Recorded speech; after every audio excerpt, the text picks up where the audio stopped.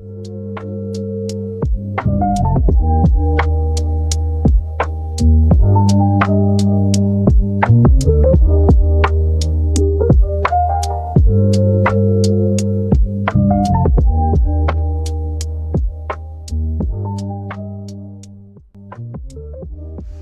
ਸਤਿ ਸ਼੍ਰੀ ਅਕਾਲ ਫਰੈਂਡਸ, ਕੀ ਹਾਲ ਚਾਲ।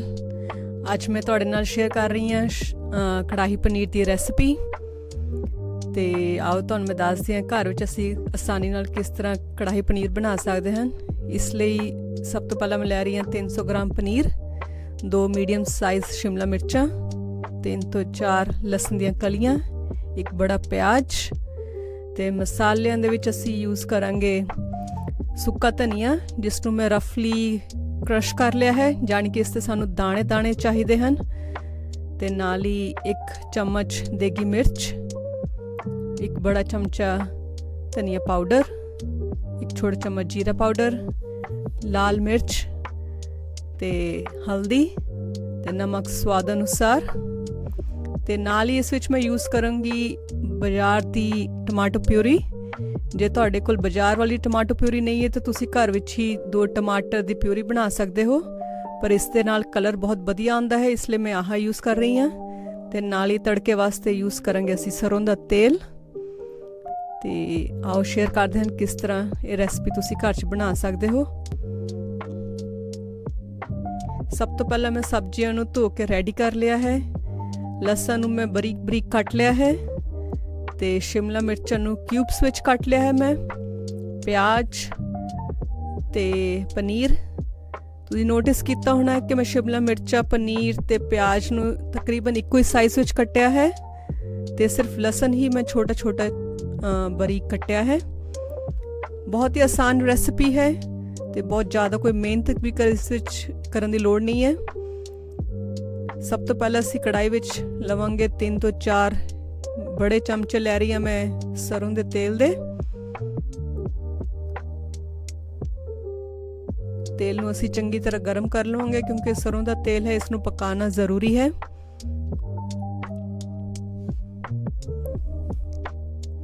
ਜਦ ਸਾਡਾ ਤੇਲ ਗਰਮ ਹੋ ਜਾਏਗਾ, ਇਸ ਵਿੱਚ ਅਸੀਂ ਐਡ ਕਰਾਂਗੇ ਜੀਰਾ। ਜੀਰਾ ਨੂੰ ਭੁੰਨਾਂਗੇ ਚੰਗੀ ਤਰ੍ਹਾਂ ਅਸੀਂ। ਭੁੱਜੇ ਹੋਏ ਜੀਰੇ ਦਾ ਸਵਾਦ ਬਹੁਤ ਵਧੀਆ ਲੱਗਦਾ ਹੈ, ਇਸ ਲਈ ਜੀਰੇ ਨੂੰ ਥੋੜ੍ਹਾ ਭੁੰਨਿਆ ਜ਼ਰੂਰ ਕਰੋ।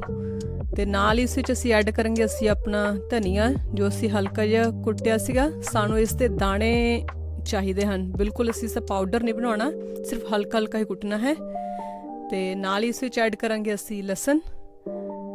ਅਤੇ ਇਸ ਨੂੰ ਥੋੜ੍ਹੀ ਹੁਣ ਮੈਂ ਮੀਡੀਅਮ ਤੋਂ ਸਲੋ ਗੈਸ 'ਤੇ ਹੀ ਲਸਣ ਨੂੰ ਭੁੰਨੂੰਗੀ, ਹਲਕਾ ਬਰਾਊਨ ਕਰੂੰਗੀ ਇਸ ਨੂੰ।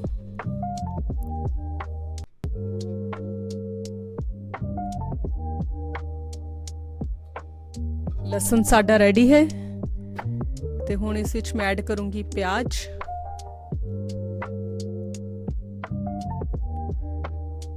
ਪਿਆਜ਼ ਨੂੰ ਅਸੀਂ ਜ਼ਿਆਦਾ ਨਹੀਂ ਪਕਾਉਣਾ, ਸਿਰਫ ਅਸੀਂ ਹਲਕਾ ਜਿਹਾ ਸੌਫਟ ਹੀ ਕਰਨਾ ਹੈ। ਜਦ ਤੁਸੀਂ ਦੇਖੋਗੇ ਕਿ ਸਾਰਾ ਇਕੱਲਾ ਇਕੱਲਾ ਹੋਣਾ ਸਟਾਰਟ ਹੋ ਜਾਏਗਾ, ਸੈਪਰੇਟ ਹੋਣਾ ਸਟਾਰਟ ਹੋ ਜਾਏਗਾ, ਕਿਉਂਕਿ ਅਸੀਂ ਕਿਊਬਸ ਵਿੱਚ ਕੱਟਿਆ ਹੈ।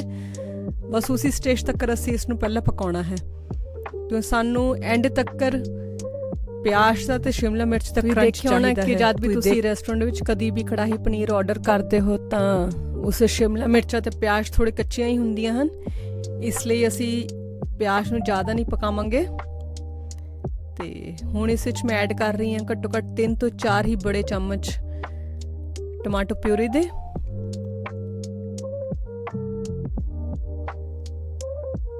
ਹੁਣ ਇਸ ਨੂੰ ਅਸੀਂ ਚੰਗੀ ਤਰ੍ਹਾਂ ਮਿਕਸ ਕਰਾਂਗੇ ਅਤੇ ਨਾਲ ਹੀ ਇਸ ਵਿੱਚ ਅਸੀਂ ਆਪਣੇ ਮਸਾਲੇ ਐਡ ਕਰਾਂਗੇ। ਦੇਗੀ ਮਿਰਚ, ਹਲਦੀ ਪਾਊਡਰ, ਲਾਲ ਮਿਰਚ ਪਾਊਡਰ, ਨਮਕ ਸਵਾਦ ਅਨੁਸਾਰ, ਧਨੀਆ ਪਾਊਡਰ।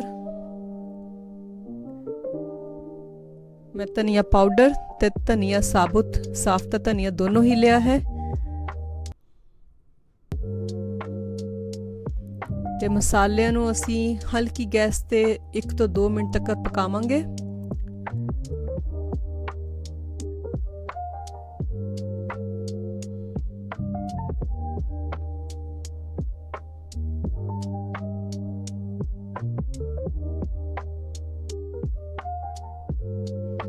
ਆ ਦੇਖੋ 1 ਤੋਂ 2 ਮਿੰਟ ਹੋ ਗਏ ਹਨ ਮਸਾਲਿਆਂ ਨੂੰ ਭੁੱਜਦਿਆਂ ਨੂੰ ਤੇ ਸਾਡੀ ਟਮਾਟੋ ਪਿਊਰੀ ਵੀ ਰੈਡੀ ਹੈ। ਹਲਕਾ ਹਲਕਾ ਤੁਸੀਂ ਤੇਲ ਦੇ ਸਕਦੇ ਹੋ। ਜਦ ਤੇਲ ਨਿਕਲਣਾ ਸਟਾਰਟ ਹੋ ਜਾਏ ਇਸ ਦਾ ਮਤਲਬ ਕਿ ਮਸਾਲੇ ਪੱਕ ਗਏ ਹਨ। ਤੇ ਨਾਲ ਹੀ ਹੁਣ ਇਸ ਵਿੱਚ ਐਡ ਕਰੂੰਗੀ ਮੈਂ ਸ਼ਿਮਲਾ ਮਿਰਚ। ਤੇ ਹੁਣ ਅਸੀਂ ਸ਼ਿਮਲਾ ਮਿਰਚ ਨੂੰ ਪਕਾਵਾਂਗੇ ਚੰਗੀ ਤਰ੍ਹਾਂ ਮਿਕਸ ਕਰ ਦਿੰਦੇ ਹਾਂ। ਤੇ ਘੱਟੋ ਘੱਟ ਹੁਣ ਇਸ ਨੂੰ ਐਟਲੀਸਟ 10 ਤੋਂ 15 ਮਿੰਟ ਤੱਕ ਪਕਾਵਾਂਗੇ ਜਦ ਤੱਕ ਸ਼ਿਮਲਾ ਮਿਰਚ ਤੁਹਾਡੀ ਪੱਕ ਨਹੀਂ ਜਾਂਦੀ। ਜੇ ਤੁਹਾਨੂੰ ਬਹੁਤ ਜ਼ਿਆਦਾ ਸ਼ਿਮਲਾ ਮਿਰਚ ਪੱਕੀ ਹੋਈ ਪਸੰਦ ਹੈ ਤਾਂ ਫਿਰ ਤੁਸੀਂ ਇਸ ਨੂੰ ਐਕਸਟਰਾ 10 ਤੋਂ 15 ਮਿੰਟ ਤੋਂ ਜ਼ਿਆਦਾ ਪਕਾ ਸਕਦੇ ਹੋ ਤਕਰੀਬਨ, ਨਹੀਂ ਤਾਂ ਹਲਕੀ ਕਰੰਚ ਸ਼ਿਮਲਾ ਮਿਰਚ ਵਿੱਚ ਚੰਗੀ ਲੱਗਦੀ ਹੈ। ਆ ਦੇਖੋ ਸਾਡਾ ਹਲਕਾ ਹਲਕਾ ਤੇਲ ਫਿਰ ਤੋਂ ਨਿਕਲਣਾ ਸਟਾਰਟ ਹੋ ਗਿਆ ਹੈ। ਇਸ ਦਾ ਮਤਲਬ ਸਾਡੀ ਸ਼ਿਮਲਾ ਮਿਰਚ ਵੀ ਪੱਕ ਰਹੀ ਹੈ, ਤਕਰੀਬਨ ਰੈਡੀ ਹੈ। ਇਸ ਸਟੇਜ ਦੇ ਉੱਪਰ ਤੁਸੀਂ ਆਪਣਾ ਨਮਕ ਤੇ ਮਿਰਚ ਚੈੱਕ ਕਰ ਸਕਦੇ ਹੋ ਤੇ ਐਡਜਸਟ ਕਰ ਸਕਦੇ ਹੋ। ਜੇ ਤੁਹਾਨੂੰ ਲੱਗਦਾ ਹੈ ਕਿ ਤੁਹਾਨੂੰ ਨਮਕ ਜ਼ਿਆਦਾ ਚਾਹੀਦਾ ਹੈ ਤੁਸੀਂ ਇਸ ਸਟੇਜ ਤੇ ਇਸ ਨੂੰ ਐਡ ਕਰਕੇ ਥੋੜ੍ਹਾ ਜਿਹਾ ਹੋਰ ਪਕਾ ਸਕਦੇ ਹੋ। ਤੇ ਨਾਲ ਹੀ ਅਸੀਂ ਆਪਣੇ ਚੈੱਕ ਕਰਾਂਗੇ ਸ਼ਿਮਲਾ ਮਿਰਚਾਂ।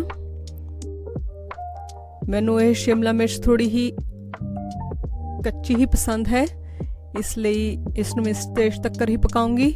ਤੇ ਨਾਲ ਹੀ ਇਸ ਵਿੱਚ ਐਡ ਕਰਾਂਗੇ ਹੁਣ ਅਸੀਂ ਆਪਣਾ ਪਨੀਰ ਜਦ ਤੁਸੀਂ ਐਡ ਕਰਦੇ ਹੋ ਤਾਂ ਇਸ ਨੂੰ ਬਹੁਤ ਜ਼ਿਆਦਾ ਨਾ ਪਕਾਇਓ, ਤਕਰੀਬਨ 3 ਮਿੰਟ ਤੋਂ 4 ਮਿੰਟ ਇਨਫ ਹੈ, ਕਿਉਂਕਿ ਜੇ ਤੁਸੀਂ ਪਨੀਰ ਨੂੰ ਬਹੁਤ ਜ਼ਿਆਦਾ ਪਕਾਉਂਦੇ ਹੋ ਤਾਂ ਫਿਰ ਉਹ ਚੀੜਾ ਜਿਹਾ ਹੋ ਜਾਂਦਾ ਹੈ, ਰਬੜੀ ਟਾਈਪ। ਇਸ ਲਈ ਇਸ ਸੌਫਟਨੈਸ ਲਈ ਅਸੀਂ ਇਸ ਨੂੰ 3 ਤੋਂ 4 ਮਿੰਟ ਹੀ ਪਕਾਵਾਂਗੇ ਤਾਂ ਕਿ ਉਹ ਸਾਰੇ ਮਸਾਲੇ ਐਬਜ਼ੌਰਬ ਕਰ ਲਵੇ। ਤੇ ਦੇਖੋ ਕਿਸ ਤਰ੍ਹਾਂ ਤੁਸੀਂ ਉਸ ਦੇ ਸਾਈਡਸ ਤੇ ਕੜਾਈ ਤੇ ਦੇਖ ਸਕਦੇ ਹੋ ਕਿ ਤੇਲ ਨਿਕਲ ਰਿਹਾ ਹੈ। ਇਸ ਦਾ ਮਤਲਬ ਸਬਜ਼ੀ ਸਾਡੀ ਬਿਲਕੁਲ ਰੈਡੀ ਹੈ ਬਣ ਕੇ। ਤੇ ਹੁਣ ਅਸੀਂ ਗੈਸ ਨੂੰ ਬੰਦ ਕਰਕੇ ਇਸ ਨੂੰ 10 ਮਿੰਟ ਤੱਕ ਦਾ ਰੈਸਟ ਦੇਵਾਂਗੇ। ਤੇ ਸਾਡਾ ਬਹੁਤ ਹੀ ਵਧੀਆ ਕੜਾਹੀ ਪਨੀਰ ਦੀ ਰੈਸਪੀ ਰੈਡੀ ਹੋਈ ਹੈ। ਜਦ ਵੀ ਤੁਹਾਡੇ ਘਰ ਕੋਈ ਗੈਸਟ ਆ ਰਹੇ ਹਨ ਡਿਨਰ 'ਚ ਇਹ ਜ਼ਰੂਰ ਬਣਾਓ। ਤਕਰੀਬਨ ਜਦ ਵੀ ਮੈਂ ਇਹ ਰੈਸਪੀ ਬਣਾਉਂਦੀ ਹਾਂ ਤਾਂ ਸਾਰਿਆਂ ਨੂੰ ਗੈਸਟ ਨੂੰ ਇਹ ਰੈਸਪੀ ਬਹੁਤ ਹੀ ਪਸੰਦ ਆਉਂਦੀ ਹੈ। ਤੁਸੀਂ ਵੀ ਪਕਾਓ ਤੇ ਸ਼ੇਅਰ ਕਰੋ ਆਪਣਾ ਐਕਸਪੀਰੀਅੰਸ ਤੇ ਚੈਨਲ ਨੂੰ ਸਬਸਕ੍ਰਾਈਬ ਜ਼ਰੂਰ ਕਰੋ। Thank you.